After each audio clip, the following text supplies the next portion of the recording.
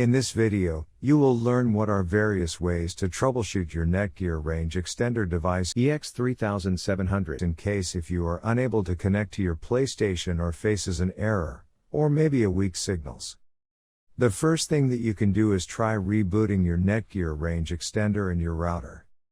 Second, if this does not solve the problem, then try factory resetting your Netgear Range Extender. Or set up your Netgear Range Extender again. The third thing that you can do is make sure that you are using the latest firmware version on your Netgear Range Extender. If you do not know how to update firmware, watch one of our videos on it. Before heading ahead into the video, in case you are facing any issue with your Netgear Range Extender device, get in touch with our Netgear experts.